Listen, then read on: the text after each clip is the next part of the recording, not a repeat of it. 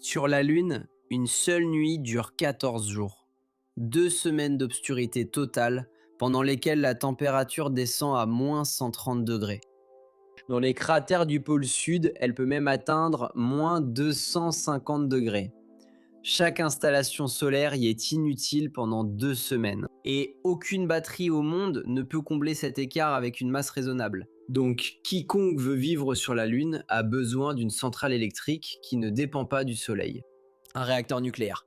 Et c'est précisément pour cette raison qu'une course est en cours. Une course que presque personne ne remarque, car elle ne se gagne pas avec des fusées, mais avec des barres de combustible.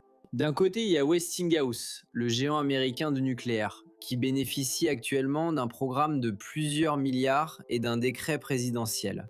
De l'autre côté, Rolls-Royce, qui construit depuis 60 ans les réacteurs des sous-marins nucléaires britanniques et qui a conçu un réacteur lunaire élégant. Mais l'un des deux vient tout juste d'être brutalement éliminé de la course, et les raisons de cet échec en disent plus sur l'avenir de l'exploration spatiale que n'importe quel allumage de moteur.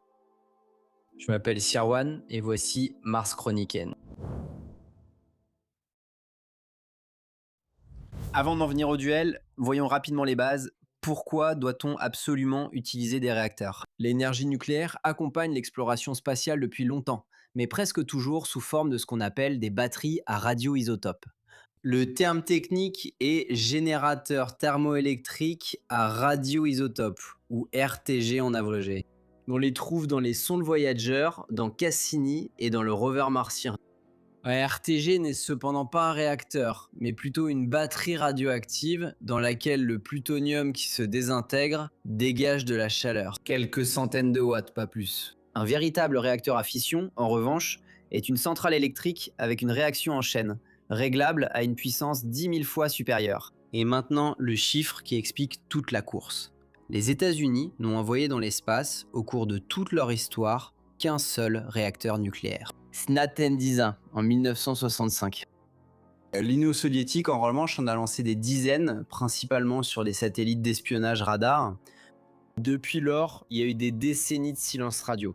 Ce silence n'a été interrompu qu'en 2018, lorsque la NASA, avec le projet Kilopower et son réacteur d'essai Krusty, a fait fonctionner avec succès un réacteur à fission compacte au sol pour la première fois depuis longtemps. Les États-Unis ont investi plus de 200 milliards de dollars au fil des décennies dans des dizaines de projets nucléaires et spatiaux. Et presque rien de tout cela n'a réellement volé. C'est précisément ce qui doit changer maintenant, et rapidement. Observons de plus près les duellistes. D'abord Westinghouse.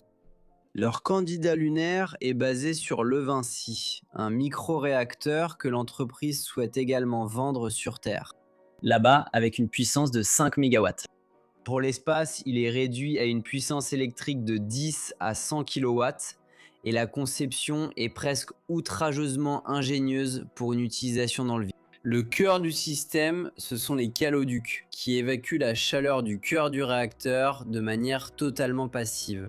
Pas de pompe, pas de liquide de refroidissement en circulation, aucun circuit de refroidissement susceptible de tomber en panne.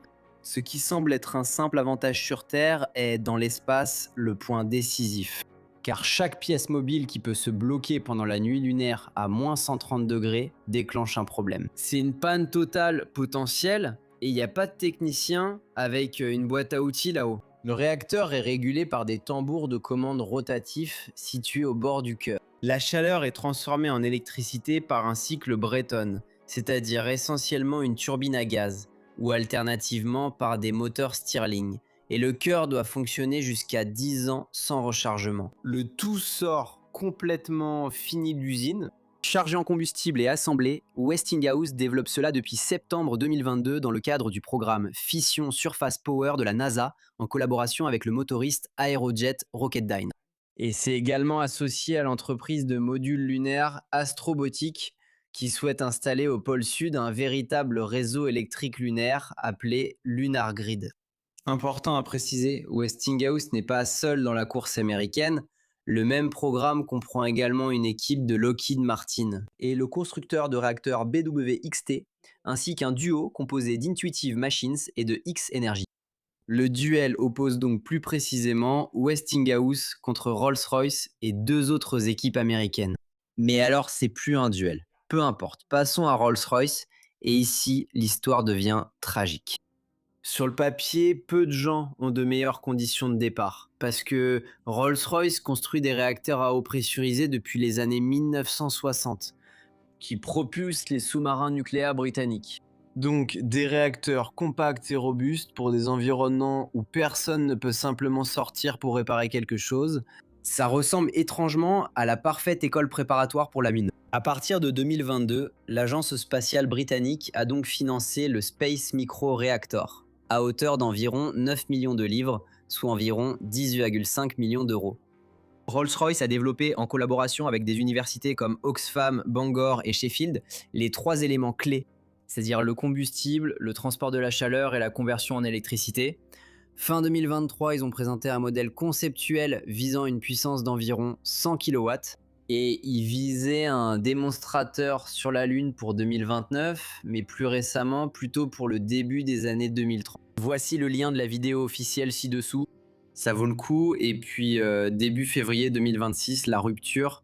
Rolls-Royce a arrêté le développement du réacteur lunaire pour une durée indéterminée. Le financement public était épuisé, aucun partenaire de lancement n'a été trouvé, et de loin, le plus grand client du monde a claqué la porte. En effet, le programme américain de réacteurs lunaires est, par décret présidentiel, strictement réservé aux entreprises américaines.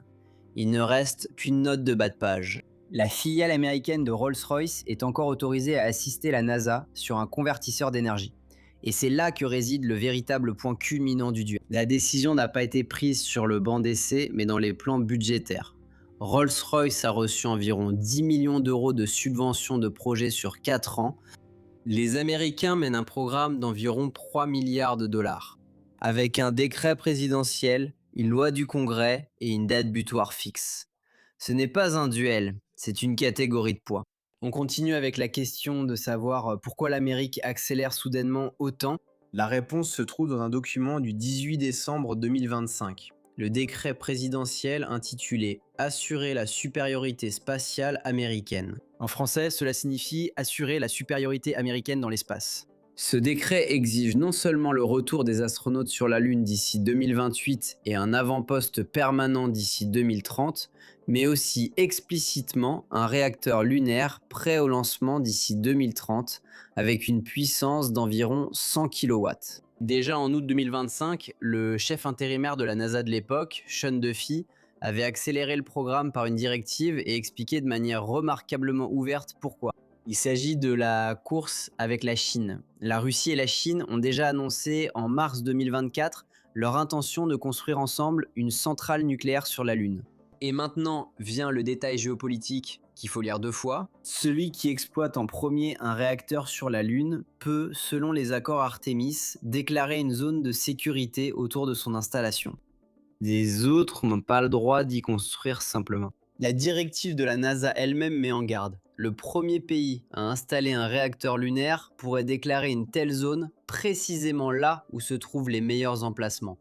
Au pôle sud, où la glace d'eau repose dans des cratères éternellement sombres et où à côté des crêtes de montagnes sont presque constamment exposées au soleil. Le réacteur n'est donc pas seulement une centrale électrique. Il s'agit d'une revendication territoriale avec des barres de combustible. La NASA prend désormais en charge le lancement et l'atterrissage du futur réacteur afin que les fabricants n'aient plus qu'à s'occuper de l'appareil lui-même. Et au laboratoire national de l'Idaho, un bunker d'essai appelé Dome est en cours de préparation dans lequel les premiers réacteurs expérimentaux devraient atteindre la criticité à partir de 2026. Et quel est leur rapport avec les moteurs? Beaucoup. La boucle est bouclée ici avec un vaisseau spatial que vous connaissez via 2 de mes vidéos, que je mets bien sûr en lien ci-dessous. Space Reactor One Freedom, en abrégé SR1. Annoncé en mars 2026, il devrait partir pour Mars fin 2028, en tant que premier vaisseau interplanétaire de l'histoire, propulsé par la fission. À une extrémité se trouve un réacteur à fission d'une puissance électrique de 20 kW, alimenté en HELIU, c'est-à-dire de l'uranium plus enrichi, mais pas encore de qualité militaire. La chaleur est transformée en électricité grâce à un cycle fermé de Brayton, et cette électricité alimente à l'autre extrémité des propulseurs à effet Hall, c'est-à-dire des moteurs ioniques. Le réacteur est littéralement ici le moteur. Cela s'appelle la propulsion nucléaire électrique. L'épine dorsale est composée avec élégance du module de propulsion et d'énergie recyclée de la station lunaire Gateway annulée. Et comme cargaison, SR-1, sous le nom de Skyfall, transporte 3 hélicoptères martiens de la classe Ingenuity. Mais surtout, SR-1 doit ouvrir la voie au Lunar Reactor 1, c'est-à-dire précisément ce réacteur lunaire autour duquel tourne toute cette vidéo. D'abord, le réacteur vole comme moteur, puis il devient une centrale électrique sur la Lune. Pour finir, voici mon évaluation honnête. Premièrement, le duel mentionné dans le titre est en réalité une leçon. Rolls-Royce n'a pas échoué à cause de la physique, mais à cause d'un modèle de financement qui a traité le nucléaire spatial comme un projet universitaire. Alors qu'en Amérique, cela a été transformé en une mission nationale, avec des décrets, des lois et des milliards. L'Europe devrait voir cela comme un avertissement, car le même fossé existe chez nous aussi pour les lanceurs et les stations spatiales. Deuxièmement, le programme américain est pas non plus gagné d'avance. Les experts avertissent que le goulot d'étranglement n'est plus la physique des réacteurs, mais l'infrastructure. Il manque tout simplement des installations d'essai adaptées au vide pour tester un système complet de réacteurs et d'atterrisseurs avant le vol. 2030 est donc un objectif extrêmement ambitieux. Et troisièmement, la direction reste néanmoins claire. Pour la première fois depuis les années 1960, l'énergie nucléaire dans l'espace n'est plus un simple projet sur le papier, mais dispose de dates cibles. Un bunker d'essai et un vaisseau spatial en construction. La nuit lunaire dure 14 jours. Pour la première fois, quelqu'un s'efforce réellement de maintenir la lumière allumée durant cette période. Et savoir si à la fin ce sera un logo américain, un logo sino-russe ou peut-être un jour à nouveau un logo européen qui trônera là-haut, c'est l'une des questions de pouvoir les plus passionnantes de la prochaine décennie. Je m'appelle Sirwan et c'était Mars Chroniken. Merci d'avoir regardé. Pera spera ad astra. Au revoir.